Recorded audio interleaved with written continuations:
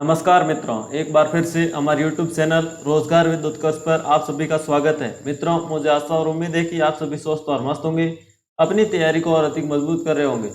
आपका एग्जाम बहुत नज़दीक है, इसलिए मैं आपके लिए यह मैराथन क्लास लेकर आया हूँ।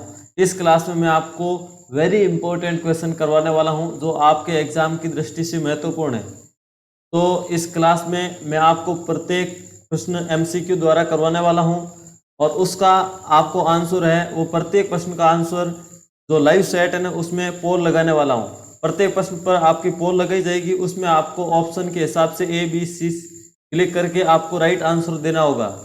तो बिना टाइम वेस्ट किए आज की क्लास को शुरू करते हैं। अगर आप हमारे चैनल पर पहली बार हो तो गाइस चैनल को सब्सक्राइब कर दीजिए और बेल आइकन को प्रेस कर दीजिए। चलिए बिना टाइम वेस्ट किए क्लास को शुरू करते हैं। तो आज की क्लास का पहला प्रश्न है कि राजस्थान का राज्य पक्षी कौन सा है। तो राजस्थान का राज्य पक्षी आपको बताना है। ऑप्शन ए मोर, ऑप्शन बी गोडावण, ऑप्शन सी हंस, ऑप्शन डी कोयल। तो इसका राइट आंसर क्या होने वाला है? जल्दी से आपको लाइव पोल में आंसर देना है। ज़्यादातर विद्यार्थी सही बता रहे हैं, इसका राइट आंसर है और ऑप्शन बी होने वाला है। तो राजस्थान का राज्य पक्षी कौन सा है? गोडावण है राजस्थान का राज्य पक्षी। ऐसे सरल क्वेश्चन भी एक दो परीक्षा में आते हैं, तो इसका राइट आंसर हो गया ऑप्शन बी। ये इंपॉर्टेंट फैक्ट्स आपके लिए बहुत महत्वपूर्ण होने वाले हैं, तो इसको भी आपको याद रखना है। तो मैं प्रत्येक प्रश्न के साथ ऐसे इंपॉर्टेंट फैक्ट्स लाने वाला हूँ। तो अगर आपको पूछा जाए राजस्थान का राज्य खेल कौन सा है, राजस्थान का राज्य खेल बास्केटबॉल है, जिसको 1948 में राजस्थान का राज्य खेल घोषित किया गया। और राजस्थान का राज्य वृक्ष पूछा जाए तो खेजड़ी है, जिसको 1983 में राज्य वृक्ष का दर्जा दिया गया। राज्य पुष्प रोइडे का फूल है और राज्य पशु सिंकारा है। वन्य श्रेणी का राज्य पशु सिंकारा है, जिसको 1981 में राज्य पशु का दर्जा दिया गया।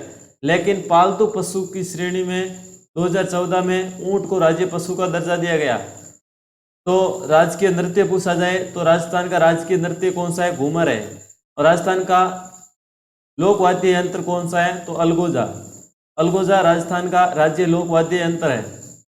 अगर राज्य पक्षी पूछा जाए तो गोडावण है राजस्थान का राज्य पक्षी गोडावण, जिसको 1981 में राज्य पक्षी का दर्जा दिया गया।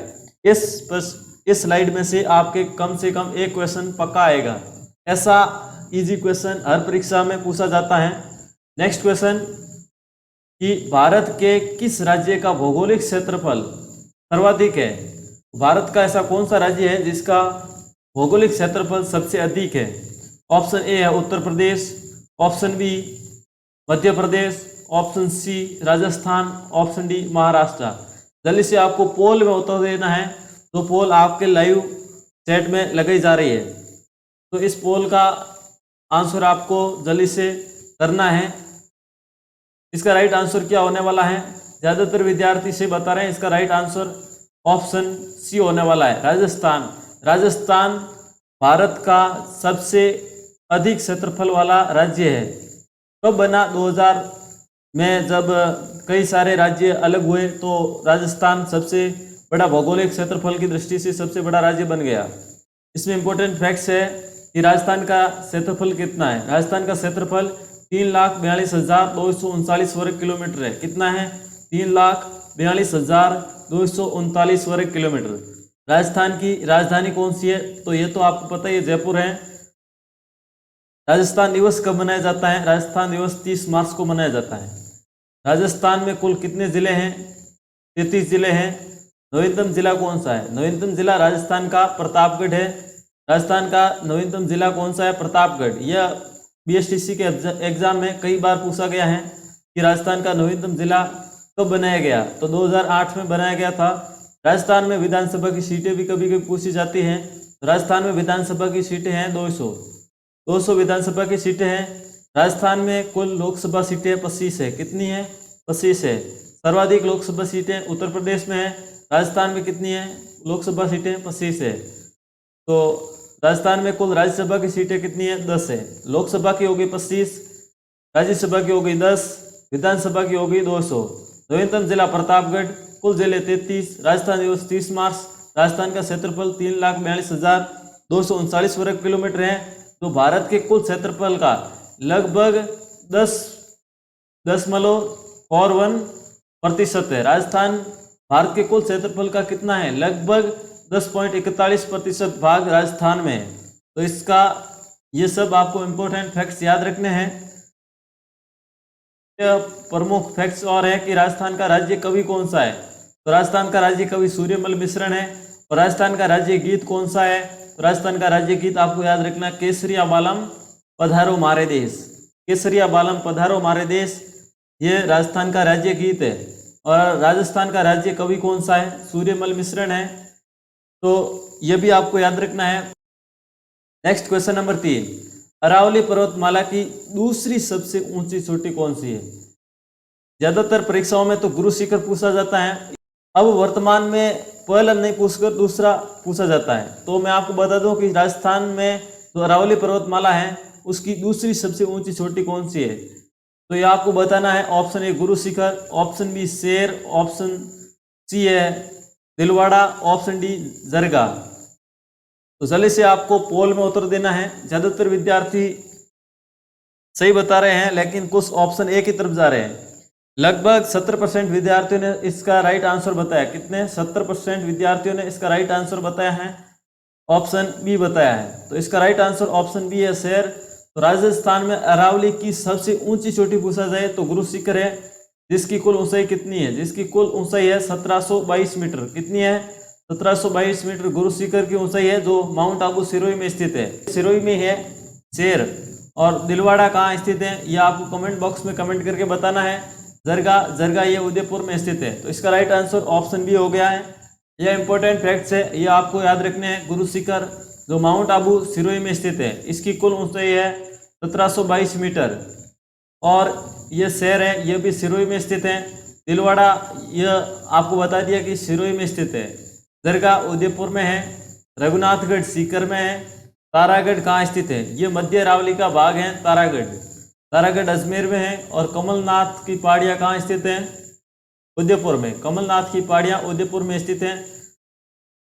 ये बहुत महत्वपूर्ण फैक्ट्स हैं, ये आपको सभी को याद रखना है, आपके एग्जाम में बहुत हेल्पफुल होने वाले हैं। नेक्स्ट क्वेश्चन है, पिसोला झील राजस्थान के किस जिले में स्थित है? पिसोला झील है वो राजस्थान के किस जिले में स्थित है? ये आपको जल्दी से पोल में आंसर देना है। तो विद्यार्थी सही बताएगा वो पोल में मुझे पता चल जाएगा कि कौन विद्यार्थी सही बता रहा है और कौन गलत बता रहा है। तो इसका राइट आंसर क्या होने वाला? Option A Udaipur, option B Rajsamand, option C Sirohi, option D Dungarpur. यह आपका एक प्रकार का राजस्थान के इतिहास और भूगोल का एकमात्र ऐसे टेस्ट चल रहा है, ऐसे मान के चलें।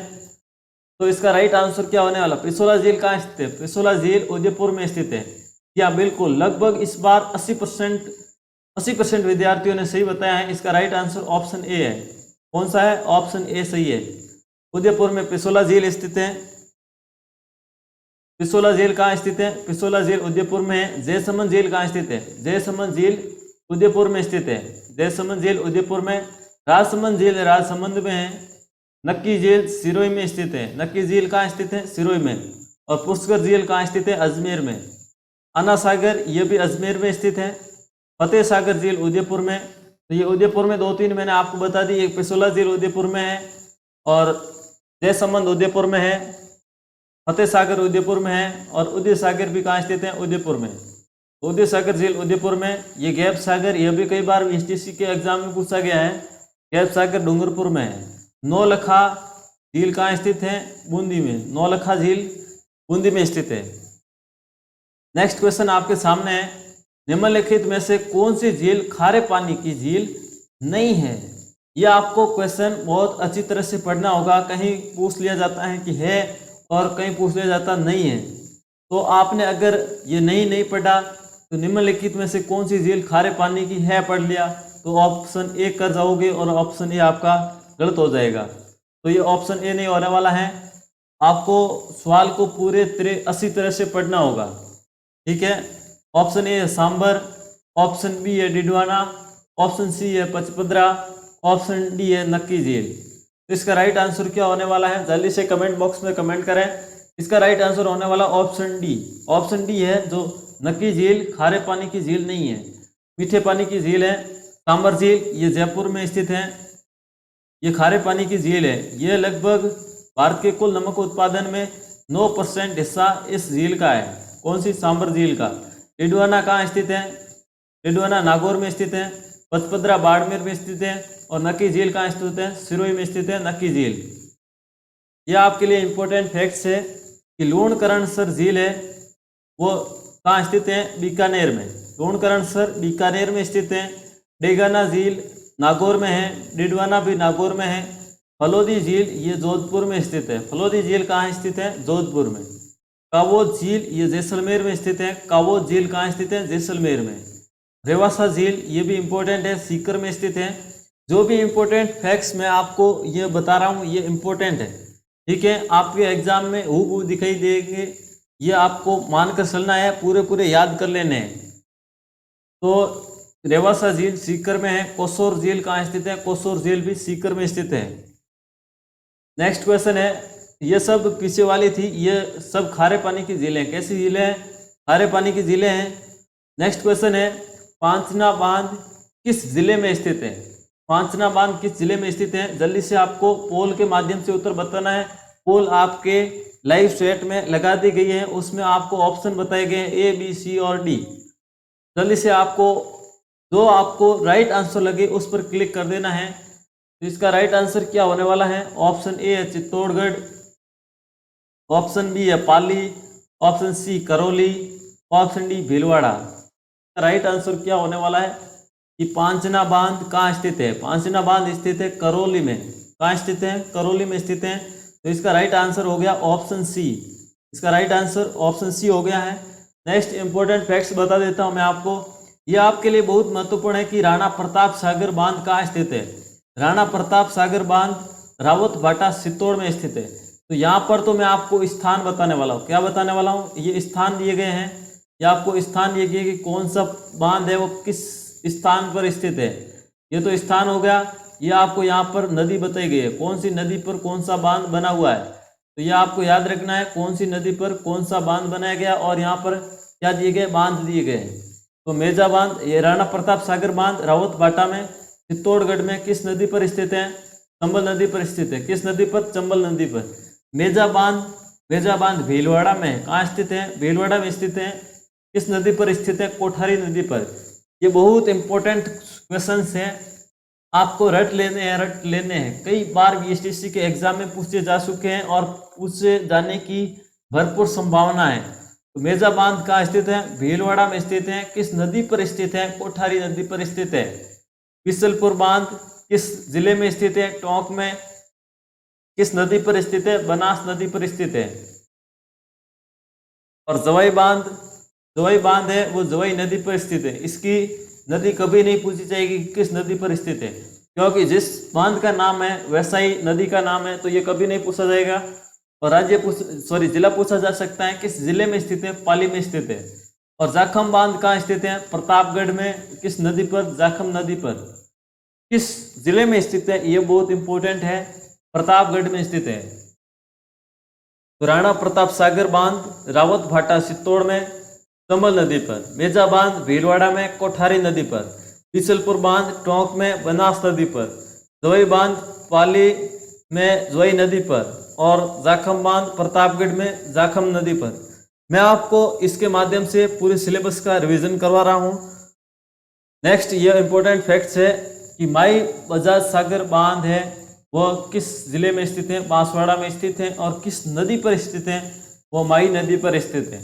तो जैसा नाम है वैसी नदी है, माई बजाज सागर बांध माई नदी पर बांसवाड़ा में स्थित है। अजान सागर बांध किस जिले में स्थित है? भरतपुर में स्थित है। किस नदी पर स्थित है? तो गंभीरी नदी पर स्थित है। अजाना बांध भरतपुर में, गंभीरी नदी पर। मोरेल बांध सवाई माधोपुर में, मोरेल नदी पर। इसकी नदी इंपॉर्टेंट नहीं है, यह जिला इंपॉर्टेंट है कि मोरेल बांध है वो किस जिले में स्थित है? सवाई माधोपुर में। पांकली बांध ये भी कई बार एग्जाम में पूछा गया है, ये जालोर में है। किस नदी पर स्थित है? सुकड़ी नदी पर स्थित है। कौन सी नदी? सुकड़ी नदी पर। माकली बांध जालोर में स्थित है। मोती झील बांध भरतपुर में है, ये रूपारेल नदी पर स्थित है। भरतपुर में जो मोती झील बांध है इसको भरतपुर की लाइफलाइन यानी भरतपुर की जीवन रेखा कहा जाता है। तो ये कहाँ स्थित है? भरतपुर में स्थित है। किस नदी पर स्थित है? रूपारेल नदी पर स्थित है।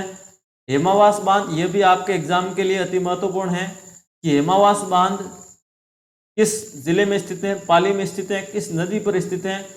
बांडी नदी पर पाली जिले में हेमावास बांध स्थित है। तो आपको रट लेना है ये भी। नेक्स्ट क्वेश्चन आपकी स्क्रीन पर है, उस्ता कला कहाँ की प्रसिद्ध है? उस्ता कला कहाँ की प्रसिद्ध है? पिछले क्लास से मैंने आपको बताया था कि थेवा कला कहाँ की प्रसिद्ध है। उसका आपको उत्तर जल्दी से कमेंट बॉक्स में देना है और इसका आंसर है वो जल्दी से आपको इस लाइव सेट की पोल में देना है। तो जल्दी से आपको पोल में उत्तर देना है। ऑप्शन ए है प्रतापगढ़, ऑप्शन बी है बीकानेर, ऑप्शन सी है बाड़मेर, ऑप्शन डी है कोटा। तो जल्दी से आप अपना उत्तर बताएं, इसका राइट आंसर क्या होने वाला है। तो पिछले क्वेश्चन, जो पिछली क्लास का क्वेश्चन था थेवा कला, उसका मैं आपको बता देता हूं। इसका ज्यादातर विद्यार्थी सही बता रहे हैं कि प्रतापगढ़। बिल्कुल सही है कि थेवा कला प्रतापगढ़ की प्रसिद्ध है। और ये उस्ता कला है, ये कहाँ की प्रसिद्ध है? उस्ता कला बीकानेर की प्रसिद्ध है। कहाँ की प्रसिद्ध है? बीकानेर की प्रसिद्ध है। उस्ता कला बीकानेर की प्रसिद्ध है। और इसमें क्या किया जाता है? जो ऊंट की खाल और बाल होती है उस पर नक्काशी यानी चित्रण का कार्य किया जाता है। ठीक है। और नेक्स्ट क्वेश्चन से पहले इंपॉर्टेंट फैक्ट्स आपको पढ़ लेने हैं कि उस्ता कला कहाँ की प्रसिद्ध है? बीकानेर की। उस्ता कला बीकानेर की है। थेवा कला कहाँ की प्रसिद्ध है? प्रतापगढ़ की। मथेरना कला बीकानेर की प्रसिद्ध है। थेवा कला प्रतापगढ़ की। मथेरना कला बीकानेर की। मीनाकारी कहाँ की प्रसिद्ध है? जयपुर की। जयपुर की मीनाकारी प्रसिद्ध है। अजरक प्रिंट कहाँ की है? बाड़मेर की है अजरक प्रिंट। फड़ चित्रण, ये सापुरा भीलवाड़ा का प्रसिद्ध है। फड़ चित्रण कहाँ का प्रसिद्ध है? भीलवाड़ा के सापुरा का प्रसिद्ध है। ये सापुरा कहाँ स्थित है? सापुरा भीलवाड़ा में स्थित है। और इस भीलवाड़ा में फड़ चित्रण बहुत अधिक प्रसिद्ध है। मलिर प्रिंट, ये प्रमुख प्रिंट है। मलिर प्रिंट है जो कहाँ की प्रसिद्ध है? बाड़मेर की प्रसिद्ध है। आजम प्रिंट, यह भी कहाँ की प्रसिद्ध है? चित्तौड़ की प्रसिद्ध है। टेराकोटा कहाँ का प्रसिद्ध है? भारत में टेराकोटा गोरखपुर उत्तर प्रदेश का प्रसिद्ध है। लेकिन राजस्थान में टेराकोटा मोलेरा राजसमंद का प्रसिद्ध है। कहाँ का प्रसिद्ध है? मोलेरा राजसमंद का प्रसिद्ध है। कौन सा? टेराकोटा। ब्लू पोट्री, यह आपको कंफ्यूज होता होगा ब्लू पोट्री और ब्लैक पोट्री। तो इसमें क से समाप्त हो रहा है और क से शुरुआत हो रहा है। आपको याद रख देना है कि ब्लैक कोटा, ब्लैक आ गया फिर कोटा आ गया। ठीक है। ब्लैक पोट्री कोटा की और ब्लू पोट्री ये ऊ की मात्रा आ रही है और जिले में भी ऊ की मात्रा आ रही है। तो ब्लू पोट्री कहाँ की होगी? जयपुर की। और ब्लैक पोट्री कहाँ की होगी? कोटा की। तो ये कंफ्यूज आपको जरूर दूर हुआ होगा। नेक्स्ट क्वेश्चन आपके सामने है कि अभिनव भट्टाचार्य के नाम से किसे जाना जाता था? प्राचीन समय में अभिनव भट्टाचार्य के नाम से किसे जाना जाता था? ऑप्शन ए महाराणा कुंभा को, ऑप्शन बी महाराणा सांगा को, ऑप्शन सी है महाराणा प्रताप को, ऑप्शन डी है राणा हमीर को। अभिनव भट्टाचार्य के नाम से किसे जाना जाता था? जल्दी से आपको कमेंट बॉक्स में कमेंट करके बताना है। इसका राइट आंसर होने वाला है ऑप्शन ए। अभिनव भट्टाचार्य के नाम से किसे जाना जाता था? महान संगीतज्ञ थे अभिनव। महान संगीतज्ञ होने के कारण महाराणा कुंभा को अभिनव भट्टाचार्य कहा जाता था। इंपॉर्टेंट क्वेश्चंस कि अभिनव भट्टाचार्य तो महाराणा कुंभा हो गए। कवि बांधव के नाम से, कटि बांधव या कवि बांधव के नाम से किसे जाना जाता था? तो यह विग्रहराज चतुर्थ है, इनको कवि बांधव के नाम से जाना जाता है। विषम घाटी पंचानन के नाम से राणा हमीर को जाना जाता है। सैनिक भग्नावशेष यानी युद्ध में लड़ते हुए सैनिक का जो भग्नावशेष होता है ना, उसकी तरह इनका शरीर हो गया था, इसलिए महाराणा सांगा को सैनिक का भग्नावशेष कहा जाता है। मेवाड़ केसरी के नाम से महाराणा प्रताप को जाना जाता है। प्रताप का अग्रगामी, मारवाड़ का प्रताप का पद प्रदर्शक किसे कहा जाता है? रामचंद्र सेन को। राजपूताने का कर्ण राय सिंह और कलयुग का कर्ण किसे कहा जाता है? कलयुग का कर्ण राव लूणकर्ण। कलयुग का कर्ण राव लूणकर्ण और राजपूताने का कर्ण राय सिंह। इसमें भी आपको कंफ्यूज होता होगा कि कौन सा कर्ण कौन सा है। तो इसका राइट आंसर होगा, आपको याद रखना है, राज से शुरू होता है और यह नाम भी राय से शुरू होता है। ऐसा आपको याद रखना है। लूण कर्ण, क भी इसमें आ रहा है और क इस नाम में भी आ रहा है। तो राजपूताने का कर्ण रायसिंह, कलयुग का कर्ण लूण कर्ण। नेक्स्ट क्वेश्चन, पृथ्वीराज रासो नामक ग्रंथ के लेखक कौन है? तो ये जल्दी से आपको पोल में उत्तर बताना है। ठीक है, जल्दी से आपको पोल में उत्तर में क्लिक कर देना है। ऑप्शन ए है मेघराज मुकुल, ऑप्शन बी है चंद्रबरदाई, ऑप्शन सी है कन्हैयालाल सेठिया, ऑप्शन डी है सूर्यमल मिश्रण। ज़्यादातर विद्यार्थियों ने सही बताया, लगभग 90% विद्यार्थियों ने ऑप्शन नंबर बी बताया है।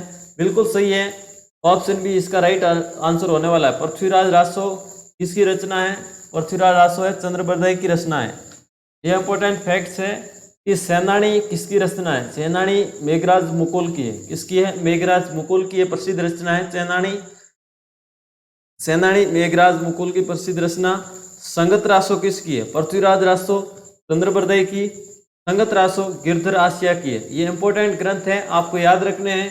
सेनानी हो गई मेघराज मुकुल की, संगत रासो हो गई गिरधर आसिया की, पिसलदेव रासो नरपति नालक किसकी है? नरपति नालक की रचना है पिसलदेव रासो। धरती धोरारी कन्हैयालाल सेठिया की है। वीर सतसई किसकी है? सूर्यमल मिश्रण की, सूर्यमल मिश्रण की। एक तो वीर सतसई और वंश भास्कर किसकी है? वंश भास्कर और वीर सतसई सूर्यमल मिश्रण की प्रसिद्ध रचना है।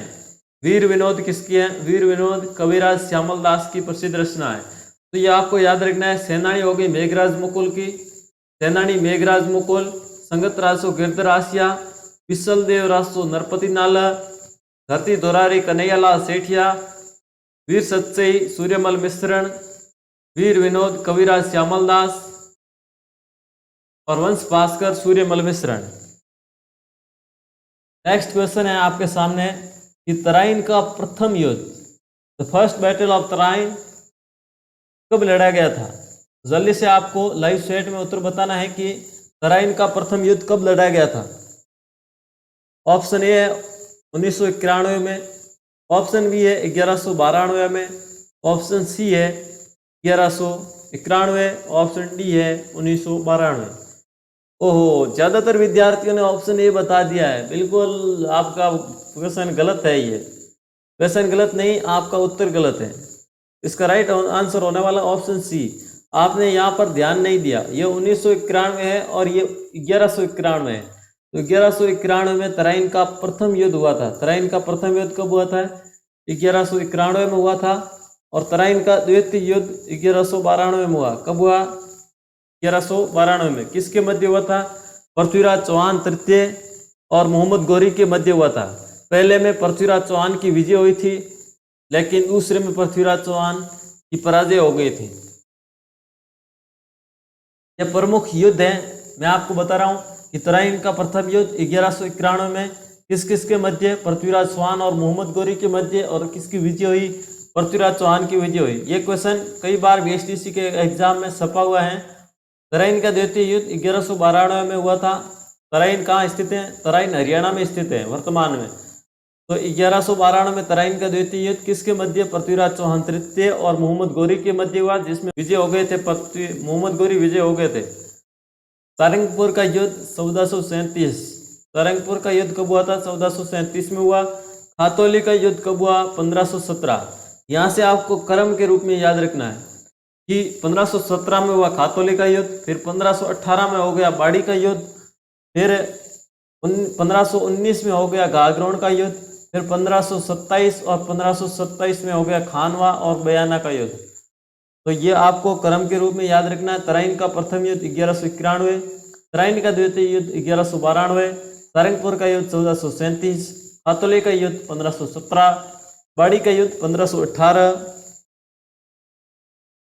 गागरोन का युद्ध 1519, बयाना का युद्ध 1527, खानवा का युद्ध 1527 में हुआ था।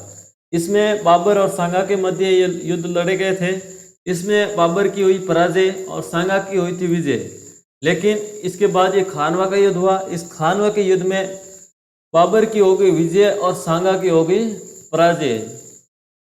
हल्दी घाटी का युद्ध यह भी इम्पोर्टेंट है। महाराणा प्रताप और मुगल सेना के मध्य लड़ा गया था। मुगल सेना का नेतृत्व करता कौन था? मुगल सेना का नेतृत्व करता कौन था? जल्दी से आपको कमेंट बॉक्स में कमेंट करके बताना है। गिरी सुमेल का युद्ध कब लड़ा गया? ये गिरी सुमेल का युद्ध 1544 में लड़ा गया था। कब लड़ा गया? 1544 में। दिवेर का युद्ध 1582 में। कब लड़ा गया? 1582 में। तो ये हल्दी घाटी के युद्ध में मुगल सेना का नेतृत्व करता मानसिंह थे। क्वेश्चन स्क्रीन पर, कोटा, बूंदी, बारा और झालावाड़ जिले जाने जाते हैं किस क्षेत्र के नाम से जाने जाते हैं? कोटा, बूंदी और बारा, झालावाड़ किस क्षेत्र के नाम से जाने जाते हैं? जल्दी से आपको पोल के माध्यम से उत्तर देना है। ऑप्शन ए वागड़ क्षेत्र, ऑप्शन बी ढूंढाड़ क्षेत्र, ऑप्शन सी हाड़ौती क्षेत्र, ऑप्शन डी जांगल क्षेत्र। इसका राइट आंसर क्या होने वाला है? जल्दी से आपको पोल के माध्यम से क्लिक करना है। पोल आपकी लाइव सेट में चल रही है, ठीक है। कोई विद्यार्थी पूछ रहे हैं कि पोल कहाँ है, पोल कहाँ है? तो पोल आपकी लाइव सेट है, उसमें आप जब जाएंगे तो पोल अपने आप दिखाई देगी आपको। जो राइट आंसर आपको लगे वो आपको उस पर क्लिक कर देना है, ठीक है। ज़्यादातर विद्यार्थी इसमें सही बता रहे हैं। 70% विद्यार्थियों ने बताया है हाड़ौती क्षेत्र, बिल्कुल सही है। जो 30% विद्यार्थी हैं उसमें से 10% ये बता रहे हैं, 10% बी बता रहे हैं और 10% डी बता रहे हैं। मुझे पता नहीं, इसकी तैयारी अच्छी नहीं है जो ये ऑप्शन अदर बता रहे हैं। इसका राइट आंसर ऑप्शन सी होने वाला है, हाड़ौती क्षेत्र। कोटा, बूंदी, बारा और झालावाड़ जो राजस्थान का दक्षिण पूर्वी क्षेत्र है वो हाड़ौती क्षेत्र के नाम से जाना जाता है। वागड़ क्षेत्र और ढूंढाड़ क्षेत्र, ये ढूंढाड़ क्षेत्र जयपुर वाला क्षेत्र है। जांगल प्रदेश ये बीकानेर को जाना जाता है। और वागड़ क्षेत्र है, ये वागड़ क्षेत्र के नाम से किसे जाना जाता है? वागड़ क्षेत्र के नाम से तो डूंगरपुर बांसवाड़ा को जाना जाता है।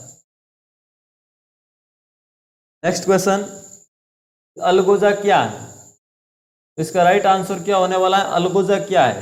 ऑप्शन ए है मेला, ऑप्शन बी है वाद्य यंत्र, ऑप्शन सी है त्योहार, ऑप्शन डी है नृत्य। जल्दी से आपको कमेंट बॉक्स में कमेंट करके बताना है। ज़्यादातर विद्यार्थी सही बता रहे हैं कि ये एक प्रकार का वाद्य यंत्र है। बिल्कुल सही कहा आपने, ये राजस्थान का राज्य वाद्य यंत्र है। मैंने आपको पहले क्वेश्चन में बताया था कि राजस्थान का राज्य वाद्य यंत्र कौन सा है। तो राजस्थान का राज्य वाद्य यंत्र अलगोजा है। अलगोजा एक प्रकार का वाद्य यंत्र है। तो इसका राइट आंसर हो गया ऑप्शन बी। नेक्स्ट क्वेश्चन, निम्नलिखित में से कौन सा दुर्ग जल श्रेणी के रूप में जाना जाता है? निम्नलिखित में से ऐसा कौन सा दुर्ग है? ये ऑप्शन दिए गए आपको, उनमें से कौन सा दुर्ग जो जल दुर्ग के नाम से जाना जाता है? ऑप्शन ए है Mehrangarh, option B Gagron, option C Sonargarh, option D Jalore दुर्ग। तो जल्दी से आपको कमेंट बॉक्स में कमेंट करके बताना है। ज़्यादातर विद्यार्थी सही बता रहे हैं, पोल के माध्यम से आपको उत्तर देना है, ठीक है। तो इसका राइट आंसर क्या होने वाला है? इसका राइट आंसर ऑप्शन बी होने वाला है। इसका राइट आंसर हो गया ऑप्शन बी। ज़्यादातर विद्यार्थियों ने सही बताया है। गागरोन दुर्ग जो झालावाड़ में स्थित है, ये जल दुर्ग की श्रेणी में आता है। मेहरानगढ़ ये जोधपुर में स्थित है। गागरोन दुर्ग झालावाड़ में। सोनारगढ़ स्वर्ण दुर्ग के नाम से जैसलमेर के किले को कहा जाता है। जालोर दुर्ग जो सुवर्णगिरी के नाम से जाना जाता है। इसका राइट आंसर हो गया ऑप्शन बी। नेक्स्ट क्वेश्चन है कि पुरंदर की संधि किस सन में मिर्जा राजा जयसिंह और शिवाजी के मध्य हुई थी? आपको यह भी क्वेश्चन याद रखना है कि पुरंदर की संधि है वो किन किन के मध्य हुई थी। तो यह हुई थी मिर्जा राजा जयसिंह और शिवाजी के मध्य पुरंदर की संधि हुई थी। कब हुई थी यह आपको बताना है। पोल के माध्यम से आपको उत्तर देना है। ऑप्शन ए 1965 में, ऑप्शन बी है 1765, ऑप्शन सी है 1865, ऑप्शन डी है 1665। देखिए ऑप्शन कितने क्लोज है, यह 65 है, यह भी 65, यह भी 65 और यह भी 65। यह भी सेम है आगे वाले, सिर्फ कंफ्यूज इसमें हो रहा है। इसका राइट आंसर ऑप्शन डी है। बहुत कम विद्यार्थियों ने इसका राइट आंसर बताया है। ये 1665 में पुरंदर की संधि हुई, मिर्जा राजा जयसिंह और शिवाजी के मध्य हुई थी। तो इसका राइट आंसर तो हो गया ऑप्शन डी। नेक्स्ट क्वेश्चन है, निम्नलिखित में से कौन सा जिला है जो पाकिस्तान के साथ सीमा साझा नहीं करता है? तो आपको क्वेश्चन को सही ढंग से पढ़ना है। नहीं और है यहाँ पर कंफ्यूज हो जाते हैं। कंफ्यूज नहीं होते हैं, अपन इस प्रश्न पर ध्यान नहीं देते और अपना क्वेश्चन गलत हो जाता है। फिर अपने कहते हैं अरे यार मैंने ये देखा ही नहीं था। इस प्रकार ऐसे नहीं होना चाहिए। ठीक है। ऑप्शन ए है जोधपुर, ऑप्शन बी है जैसलमेर, ऑप्शन सी है बीकानेर, ऑप्शन डी है गंगानगर। कई बार ऐसे परीक्षाओं में हो जाता है, इस गड़बड़ी से 2-3 क्वेश्चन गलत हो ही जाते हैं, मुझे पता है, तो आपको ध्यान रखना है, आपको ऐसी गलती नहीं करनी है। Option A Jodhpur, option B Jaisalmer, option C Bikaner, option D है गंगानगर। तो ज़्यादातर विद्यार्थी सही बता रहे हैं, ऑप्शन ए की तरफ जा रहे हैं, जोधपुर, जिसकी सीमा पाकिस्तान के साथ नहीं लगती है। तो पाकिस्तान की जो अंतर्राष्ट्रीय सीमा है वो राजस्थान के 4 जिलों के साथ लगती है। कौन कौन से 4 जिले हैं? जैसलमेर है, बाड़मेर, गंगानगर और बीकानेर। जैसलमेर की सीमा है वो सर्वाधिक लगती है, कितनी लगती है? 466 किलोमीटर की लगती है, और सबसे कम बीकानेर की लगती है, 168 किलोमीटर लगती है। यह अंतर्राष्ट्रीय सीमा रेखा है भारत और पाकिस्तान के मध्य, इसको रेड क्लिफ सीमा रेखा के नाम से जाना जाता है। इसकी राजस्थान के संदर्भ में कुल लंबाई कितनी है? तो इसके राजस्थान के संदर्भ में 1070 किलोमीटर है। कितनी है? 1070 किलोमीटर राजस्थान की साथ अंतर्राष्ट्रीय सीमा साझा करता है पाकिस्तान। कितने किलोमीटर? 1070 किलोमीटर करता है, जिसमें सर्वाधिक किसकी है? जैसलमेर की है। नेक्स्ट क्वेश्चन आपके सामने कि राजस्थान में सपन का मैदान किस नदी बेसिन में स्थित है? तो आपको बताना है कि सपन का मैदान है वो किस नदी बेसिन के अंतर्गत आता है। ऑप्शन ए है चंबल, ऑप्शन बी है Luni, option Banas, option D है माही। जल्दी से आपको उत्तर बताना है पोल के माध्यम से। देखिए जो लाइव सेट है, लाइव सेट के अंतर्गत आपको एक पोल दी गई है, उसमें आपको 1, 2, 3, 4 या ए बी सी आपको दिया गया है, उसके माध्यम से आपको उत्तर बताना है। इस पोल के माध्यम से पोल पर क्लिक कर देना है, जो आपको राइट आंसर लगे चारों में से उस पर राइट क्लिक कर देना है। तो इसका राइट आंसर होने वाला है ऑप्शन डी, माई है। इस माई नदी बेसिन है उसके अंतर्गत सपन का मैदान आता है। सपन का मैदान माई नदी बेसिन के अंतर्गत आता है, और इसका विस्तार है, माई जो सपन के मैदान का विस्तार है वो 3 जिलों में है, डूंगरपुर, बांसवाड़ा और प्रतापगढ़ में सपन का मैदान स्थित है। ये सपन का मैदान है, ये सपन गांवों का समूह, यानी सपन नदी नालों का समूह है, ये क्या कहलाता है? सपन का मैदान कहलाता है। तो इसका राइट आंसर हो गया ऑप्शन डी, माही। नेक्स्ट क्वेश्चन नंबर 17 है कि अक्कलवुड फॉसिल पार्क किस जिले में स्थित है? यह आपको जल्दी से पोल के माध्यम से आंसर बताना है। ऑप्शन ए है जयपुर, ऑप्शन बी है कोटा, ऑप्शन सी है जैसलमेर, ऑप्शन डी है बूंदी।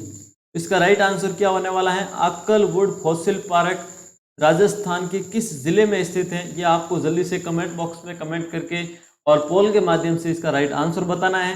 तो इसका राइट आंसर लगभग 60% विद्यार्थी सही बता रहे हैं कि ऑप्शन सी होने वाला है, सी होने वाला है, बिल्कुल सही है, सी इसका राइट आंसर वो है कि अक्कलवुड फॉसिल पार्क जैसलमेर में स्थित है। और जो मरुभूमि राष्ट्रीय उद्यान है वो भी कहाँ स्थित है? मरुभूमि राष्ट्रीय उद्यान वो भी जैसलमेर में स्थित है। कोटा, कोटा में कौन सा अभ्यारण्य है? मुकुंदरा हिल्स अभ्यारण्य कहाँ स्थित है? कोटा में स्थित है मुकुंदरा हिल्स। और बूंदी में कौन सा है? सॉरी, कोटा में है मुकुंदरा हिल्स, और बूंदी में कौन सा है? बूंदी में रामगढ़ विस्तारी, जो भारत का 52वां टाइगर रिजर्व है वह रामगढ़ विस्तारी बूंदी में स्थित है। और जयपुर में कौन सा है? नाहरगढ़ अभ्यारण्य जयपुर में स्थित है। जैसलमेर में कौन सा है? मरुभूमि राष्ट्रीय उद्यान। नेक्स्ट क्वेश्चन है पालाथल सभ्यता किस जिले में स्थित है? यह भी बहुत इंपॉर्टेंट क्वेश्चन है, सभ्यता से संबंधित कई बार एग्जाम में क्वेश्चन पूछा जाता है। इसका राइट आंसर क्या होने वाला है? जल्दी से आपको बताना है। ऑप्शन ए है सीकर, ऑप्शन बी है उदयपुर, ऑप्शन सी है भीलवाड़ा, ऑप्शन डी है चित्तौड़गढ़। तो लाइव चैट में पोल चल रही है, उस पोल के माध्यम से आपको उत्तर देना है। जो आपको सही लगे उसके हिसाब से आपको अपनी तैयारी को परखना है कि मेरे कितने क्वेश्चन सही हो रहे हैं आज की इस क्लास में से। तो बालाथल सभ्यता राजस्थान के किस जिले में स्थित है? इसका राइट आंसर ऑप्शन बी होने वाला है। लगभग 75% विद्यार्थियों ने इसका राइट आंसर बताया है कि बालाथल सभ्यता कहाँ स्थित है? बालाथल सभ्यता उदयपुर में स्थित है। और एक आर्ट सभ्यता है, ये आर्ट सभ्यता भी कहाँ स्थित है? आर्ट सभ्यता उदयपुर में स्थित है। आर्ट सभ्यता पूछा जाए, यह भी इम्पोर्टेंट क्वेश्चन है। किस जिले में स्थित है आर्ट सभ्यता? उदयपुर में है। आर्ट सभ्यता और बालाथल सभ्यता कहाँ स्थित है? उदयपुर में। जयपुर में कौन सी सभ्यता है? जयपुर में बैराट सभ्यता है। और हनुमानगढ़ में कौन सी सभ्यता है? कालीबंगा सभ्यता हनुमानगढ़ में स्थित है। और रंगमहल भी कहाँ स्थित है? हनुमानगढ़ में स्थित है। और गणेश्वर सभ्यता वो कहाँ स्थित है? गणेश्वर सभ्यता सीकर में स्थित है। कहाँ स्थित है? सीकर में गणेश्वर सभ्यता स्थित है, तो ताम्र युगीन सभ्यताओं की जननी कहा जाता है। गिलोन सभ्यता राजसमंद में स्थित है। बागोर सभ्यता भीलवाड़ा में स्थित है। गणेश्वर सभ्यता सीकर में हो गई। नगरी सभ्यता चित्तौड़गढ़ में है। चित्तौड़गढ़ में कौन सी सभ्यता है? नगरी। नगरी सभ्यता कहाँ स्थित है? चित्तौड़गढ़ में। और नौ कहाँ स्थित है? भरतपुर में। और रेड सभ्यता टोंक में स्थित है। इसका राइट आंसर हो गया ऑप्शन बी। नेक्स्ट क्वेश्चन है, प्राचीन भारत का टाटा नगर किसे कहा जाता है? जल्दी से आपको पोल के माध्यम से सही आंसर क्लिक करना है। ऑप्शन ए है तिलवाड़ा, ऑप्शन बी है रेड, ऑप्शन सी है नगर, ऑप्शन डी है नगरी। इसका राइट आंसर जल्दी से आपको कमेंट बॉक्स में कमेंट करके और पोल के माध्यम से बताना है कि प्राचीन भारत का टाटा नगर किसे कहा जाता है। इसका राइट आंसर होने वाला है ऑप्शन बी। सही विद्यार्थी बता रहे हैं, तो ये बिल्कुल सही है। रेड, प्राचीन भारत का टाटा नगर कहा जाता है। प्राचीन भारत का टाटा नगर किसे कहा जाता है? रेड को कहा जाता है, क्योंकि यहाँ से कई मात्रा में सिक्के प्राप्त हुए हैं। इसका ऑप्शन हो गया ऑप्शन बी राइट। रेड कहाँ स्थित है? रेड टोंक में स्थित है। कहाँ स्थित है? टोंक में। आपको यह भी याद रखना है कि रेड किस जिले में स्थित है? टोंक में स्थित है। अगर आपको पूछा जाए नगर कहाँ स्थित है? नगर टोंक में स्थित है और नगरी चित्तौड़गढ़ में स्थित है। और ये तिलवाड़ा कहाँ स्थित है? ये बाड़मेर में स्थित है, जहाँ मल्लिनाथ जी का मेला आयोजित होता है, वो तिलवाड़ा है। ठीक है। और नगर कहाँ हो गया? नगर हो गया टोंक में, और ये नगरी हो गया चित्तौड़गढ़ में। तो इसका राइट आंसर हो गया ऑप्शन बी। नेक्स्ट क्वेश्चन आपकी स्क्रीन पर, झाड़सई सिक्का किस रियासत में प्रचलित था? तो आपको इसका आंसर है पोल के माध्यम से देना है। ऑप्शन ए है जयपुर, ऑप्शन बी है उदयपुर, ऑप्शन सी है कोटा, ऑप्शन डी जोधपुर। इसका राइट आंसर क्या होने वाला है कि झाड़सई सिक्कों का प्रचलन किस रियासत में था? देखिए, सिक्कों से संबंधित प्रश्न है वह हर परीक्षा में एक क्वेश्चन आता ही आता है। तो इसका राइट आंसर क्या होने वाला है? ऑप्शन ए होने वाला है। लगभग 75% विद्यार्थियों ने इसका सही आंसर बताया है कि जयपुर में झाड़सई सिक्कों का प्रचलन था। इस सिक्कों से संबंधित महत्वपूर्ण तथ्य मैं आपको बता देता हूं कि विजयशाही सिक्के, भीमशाही सिक्के जोधपुर रियासत में प्रचलित थे। जोधपुर यानी मारवाड़ रियासत में कौन से सिक्के? विजयशाही और भीमशाही सिक्के प्रचलित थे। अखेशाही सिक्के जैसलमेर में प्रचलित थे। तमंचाशाही सिक्के धौलपुर में, उदयशाही सिक्के डूंगरपुर में प्रचलित थे, मदनशाही सिक्के झालावाड़ में, गजशाही सिक्के कहाँ प्रचलित थे? बीकानेर में, रावशाही सिक्के अलवर में, गुमानशाही यह याद रखना कोटा में, रामशाही सिक्के बूंदी में, स्वरूपशाही चांदोली सिक्के कहाँ प्रचलित थे? मेवाड़ में। तो यह सभी आपको याद रखने हैं, इसकी स्क्रीनशॉट आपको ले लेनी है। नेक्स्ट क्वेश्चन आपके सामने कि रूपायण संस्थान है वो कहाँ स्थित है? यह आपको जल्दी से पोल के माध्यम से उत्तर बताना है। रूपायण संस्थान के बारे में जो भी आपको जानकारी है वो कमेंट बॉक्स में कमेंट करके भी बताएं। Option A Alwar, option B Bharatpur, option C Hanumangarh, option D Jodhpur. तो इसका राइट आंसर क्या होने वाला है? जल्दी से आपको कमेंट बॉक्स में कमेंट करके बताना है। इसका राइट आंसर होने वाला ऑप्शन डी। रूपायण संस्थान है वह जोधपुर में स्थित है। रूपायण संस्थान जोधपुर का जो बोरुंदा क्षेत्र है उसमें स्थित है। इसकी स्थापना कब हुई थी? रूपायण संस्थान की अगर आपको स्थापना पूछे तो आपको याद रखना है 1960 में रूपायण संस्थान की स्थापना की गई। कब की गई? 1960 में। 1960 में किसके द्वारा की गई? कोमल कोठारी के द्वारा की गई। ये बहुत इंपॉर्टेंट क्वेश्चन है कि किसके द्वारा की गई? कोमल कोठारी के द्वारा रूपायण संस्थान की स्थापना बोरुंदा जोधपुर में की गई 1960 में। इस रूपायण संस्थान है, इसका मुख्य कार्य क्या है? तो इसका मुख्य कार्य है जो राजस्थानी कला है उसका संकलन करना, इसका मुख्य कार्य है। तो इसका राइट आंसर हो गया option D. Next question, Jaipur को गुलाबी रंग से किसने रंगवाया था? इसका राइट आंसर आपको पोल के माध्यम से देना है। ऑप्शन ए है ईश्वरी सिंह, ऑप्शन बी है माधो सिंह, ऑप्शन सी सवाई राम सिंह द्वितीय, ऑप्शन डी सवाई जैसे। तो पोल में आंसर देना है। पोल आपके कमेंट बॉक्स में लगाए गए हैं, उसके माध्यम से आपको उत्तर बताना है। तो इसका राइट आंसर होने वाला ऑप्शन सी। लगभग 65% विद्यार्थियों ने इसका राइट आंसर बताया है। आपकी तैयारी बहुत बढ़िया है, आपका एग्जाम बहुत नज़दीक है, इसलिए यह क्लास आपके लिए बहुत हेल्पफुल होने वाली है। तो क्लास को अंत तक आपको ज़रूर देखना है। तो इसका राइट आंसर हो गया ऑप्शन सी। राम सिंह द्वितीय ने जयपुर को गुलाबी रंग से रंगवाया था। क्यों रंगवाया था? जो प्रिंस अल्बर्ट था उसने जयपुर की यात्रा की, उस समय इसको जयपुर को गुलाबी रंग से रंगवाया था, इसलिए राजस्थान में जो जयपुर है इसको गुलाबी नगरी के नाम से जाना जाता है। और कब रंगवाया था? 1876 में राम सिंह जी द्वितीय के द्वारा ये रंगवाया गया था। इसका राइट आंसर ऑप्शन सी हो गया। नेक्स्ट क्वेश्चन, खानवा का युद्ध किस वर्ष लड़ा गया था? मैंने आपको पिछले क्वेश्चन में बताया था, जो भी प्रमुख युद्ध थे उसके बारे में बताया था। तो खानवा का युद्ध कब लड़ा गया था? ऑप्शन ए 1517 में, ऑप्शन बी 1518 में, ऑप्शन डी और ऑप्शन सी 1519 में, ऑप्शन डी 1527 में। तो इसका राइट आंसर क्या होने वाला है? इसका राइट आंसर होने वाला है ऑप्शन डी। खानवा का युद्ध 1527 में हुआ था। किस किस के मध्य हुआ? महाराणा सांगा और बाबर के मध्य लड़ा गया था। किसके मध्य लड़ा गया? बाबर के मध्य लड़ा गया था, जिसमें किसकी विजय हुई थी? बाबर की विजय हुई। और खानवा वर्तमान में कहाँ स्थित है, यह अगर आपको पूछा जाए तो खानवा वर्तमान में भरतपुर में स्थित है। तो इसका राइट आंसर ऑप्शन डी हो गया। नेक्स्ट क्वेश्चन है, महाराणा प्रताप के हाथी का नाम क्या था? जल्दी से आपको कमेंट बॉक्स में कमेंट करके भी बताना है और पोल के माध्यम से भी उत्तर देना है।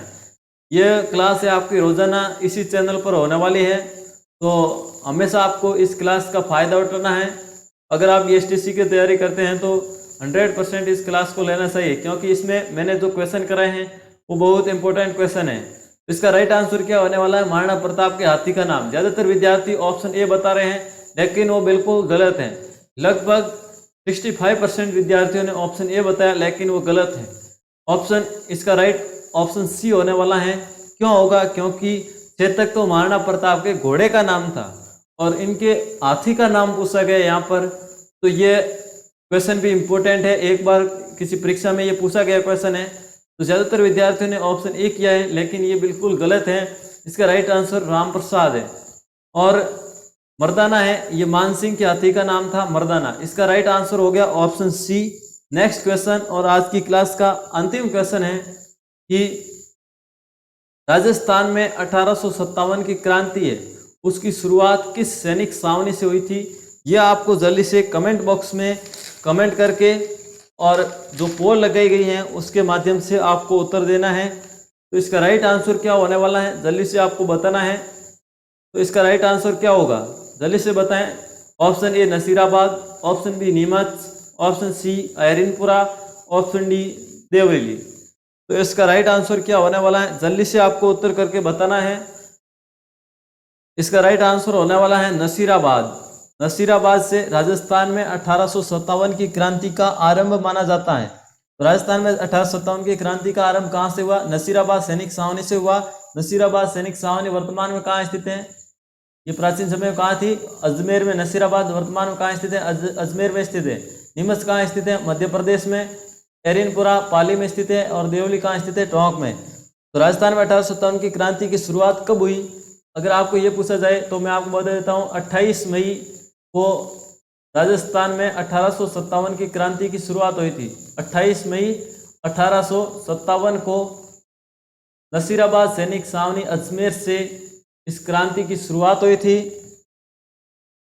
और क्रांति के समय राजस्थान में 100 सैनिक छावनियाँ थी। कितनी सैनिक छावनियाँ थी ये भी आपके लिए इम्पोर्टेंट है। 100 सैनिक छावनियाँ थी। कौन कौन सी थी?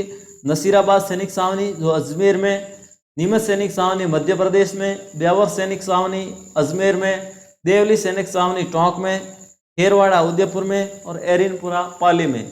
ये प्रमुख सैनिक छावनियाँ थी। तो अगर आपको ये क्लास अच्छी लगी हो तो हमारे चैनल को सब्सक्राइब कर दीजिए और इस क्लास को लाइक करके शेयर कर दीजिए।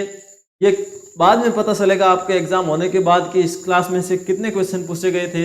यह इम्पोर्टेंट क्लास थी। इसी समय पर और नेक्स्ट टाइम ये क्लास होगी। और अगर आपको ये क्लास अच्छी लगी हो तो चैनल को सब्सक्राइब करके शेयर कर दीजिए। इस क्लास में इतना ही। Thank you. जय हिंद, जय भारत, ऑल द बेस्ट। अगर आपका कोई भी डाउट हो तो क्लास के कमेंट बॉक्स में ज़रूर कमेंट करें। Thank you. जय हिंद, जय भारत, ऑल द बेस्ट।